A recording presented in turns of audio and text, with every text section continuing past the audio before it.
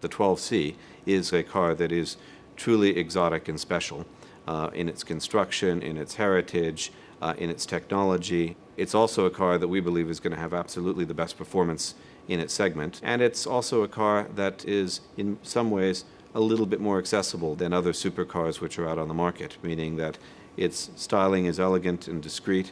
It's not too overstated, although it's clearly a mid-engine sports car and it's evocative. And it's easy to use. It's got a big boot, it's got space inside, it's comfortable, it's safe. You can drive it every day. And so it might appeal to some people who hadn't previously thought that mid-engine sports car was the type of car for them, and they might look at it and say, you know what, I could actually see myself driving this car even on a daily basis. So I think it's going to have a broad appeal. If we were to design a car that was just as fast as a Ferrari and just as aggressive as a Lamborghini and just as evocative as an Aston Martin, frankly, there wouldn't have been any reason for McLaren to exist. For a manufacturer to come in and say, we're going to make a car that's just as good as, is not good enough. We had to do something that was substantially better. We're McLaren, so this is a car that's more compact on the outside, but roomier on the inside. It has got the highest power in its segment, but also will have the best fuel economy and CO2 in its segment. It's extremely lightweight and stiff, but it's also fully equipped and will be one of the safest cars there is. It's got fantastic road holding and grip, as you'd expect from a super sports car, but it also has got extraordinary ride comfort. You get it all, this and that, not this or that.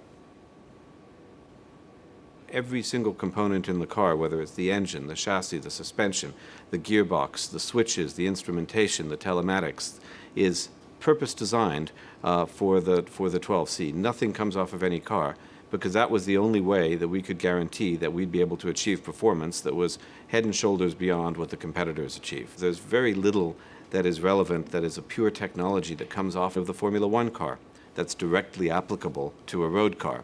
What is important, however, is the processes and the technologies by which we develop the Formula One cars, the simulation techniques, which you really can directly apply to a road car to both increase the speed of development, but more importantly, to give ever better handling and ever better performance from the car.